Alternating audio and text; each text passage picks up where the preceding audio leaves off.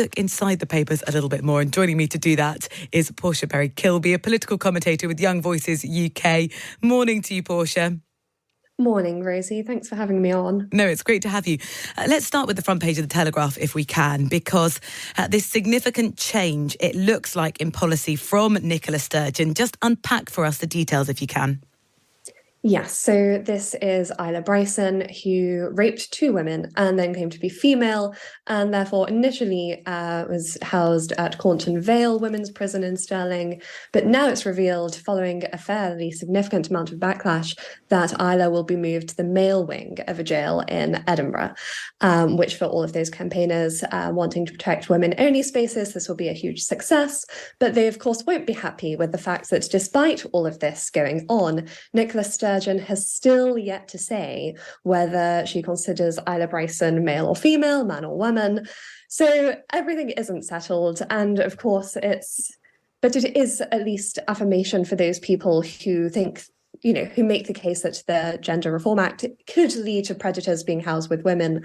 And those critics who say, no, there's such hyperbole here, they will at least feel a bit kind of vindicated, as they've got this as a clear case of how that threatens women and women's spaces. This is all coming at the time where the Scottish First Minister is really locked in a battle with the government over her bill, allowing people to self-identify their legal gender. That row isn't going anywhere, is it? No, exactly. And this is going to be a huge blow for Nicola Sturgeon, as this isn't what she wants. But at the same time, I think it shows the holes in the net curtain, so to speak, as evidently this isn't just a watertight situation. If you allow people to self-identify, you still have the issue of what do you do with those rapists who then say they are a woman just to get into a women's only space and to avoid being beaten up in a men's prison.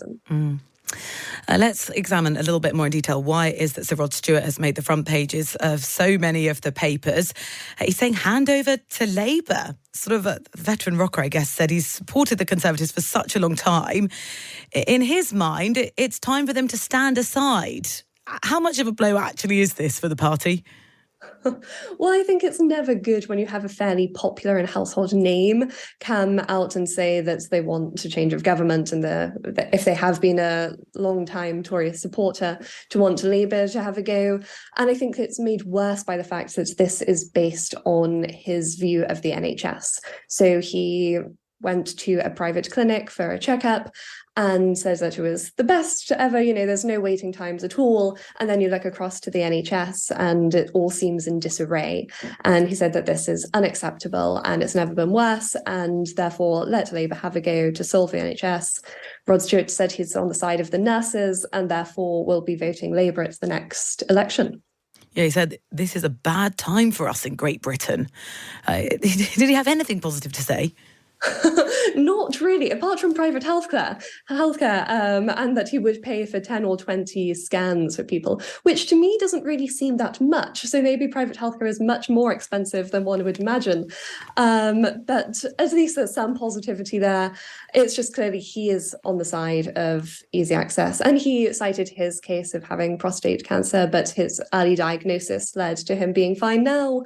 And obviously that is a very personal and emotional issue. And so when you're seeing huge backlogs and waiting lists for treatment, then of course you're going to want more to be done. Yeah, he says it's time to change the government and give the Labour Party a go. His extensive coverage in the Times of his comments, and some fantastic photos too. On the front page of the Times, let's look at that. The HMRC boss saying, look, the Zahawi tax mistake was not innocent. Our political editor, Talk TV's political editor, was saying that the boss would have chosen his words very carefully. It makes it even more complicated for Nadeem Zahawi. What do you think should happen now? Is it time for him to say, look, I'll stand aside until the investigation's complete? Well, I think it's always, if he's going to stand aside until the investigation is complete, is he going to then be reappointed? Who really wants to fill the job for those weeks or months? He doesn't seem to be himself in any position of wanting to leave. And I think at the end of the day, it's just another story of sleaze, which isn't great, of course, but it is sort of like, here we go again, here's another one. It isn't exclusive to Johnson's cabinet, it's also in Rishi's cabinet. It's kind of a tale as old as time when it comes to politicians. They're never really squeaky clean. So provided that Zahawi is honest going forward and isn't covering anything up, I think fair lets the investigation run its course. And then obviously if he's found to be guilty, then he should step aside. Yeah, we just don't know, do we?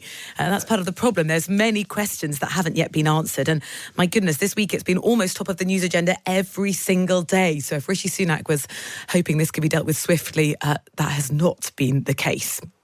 Let's look at a potentially exciting story about how we could discover more earlier on about women's health. Inside the Times this morning, there's this fascinating story that says loyalty cards, we're talking about your sort of shopping cards when you go to the supermarket, might hold the key to spotting ovarian cancer. Portia, just explain how that is the case. For sure. So this is a study led by Imperial College London that found that if women were buying pain and indigestion medication purchases, say at Tesco multiple times, it's showing up on their club card, then that was an indicator that they would go on to be diagnosed with ovarian cancer, usually about 8 months later. So it's a very cool way of using just what your typical spending habits are to actually as a predictor of what might actually be a problem. And it reflects that the women with ovarian cancer notice their symptoms fairly early because they notice they're buying medication, but won't necessarily then go to a doctor. So it could help highlight that they actually need to go and there is something more serious there than just indigestion or loss of appetite. It also reveals just how much data these supermarkets have on us and what that might say about, well, not just our spending habits, but about our health. It's truly crazy. Yes, I'm sure there's a lot more that these researchers will find connected with spending habits and how helpful it can be. I think often there's a tendency to be quite alarmed by the amount of data that someone has on us somewhere, and I think probably justifiably so. But this is at least one good news story of that data that's stored on us in the ether somewhere. And let's talk about taking time off work. And there's a story in the Times, page 5 here, that some of the country's really significant employers, Tesco, Asda, NatWest, are supporting a scheme that gives parents time off if they go through a divorce. Do you think that's a good idea? Well, I think it stands very much at odds with the new no-fault divorce measure, which paints divorce as a fairly effortless, painless exercise. But this is saying, hang on a minute, this, according to the Positive Parenting Alliance scheme, which suggests this to have time off, compares divorce to akin to death or illness.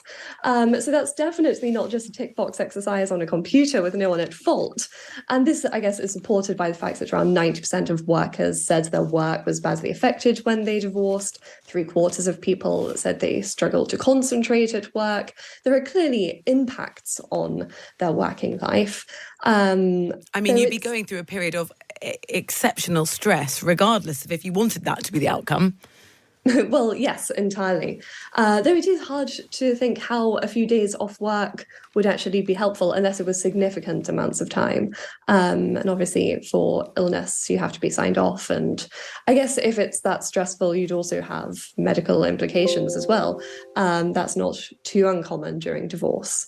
But the president of the family division of the High Court said that employers should be treating separation as a significant life event. And if you get time off for other things, why not for divorce? It has clear impacts on your day-to-day life. And potentially on your colleagues and your work and, of course, your mental health as well.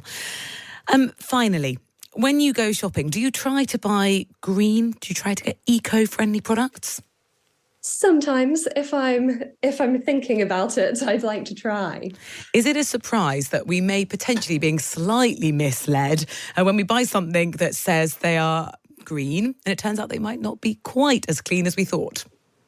No, I don't think it's necessarily a surprise at all, though it really shouldn't be this way.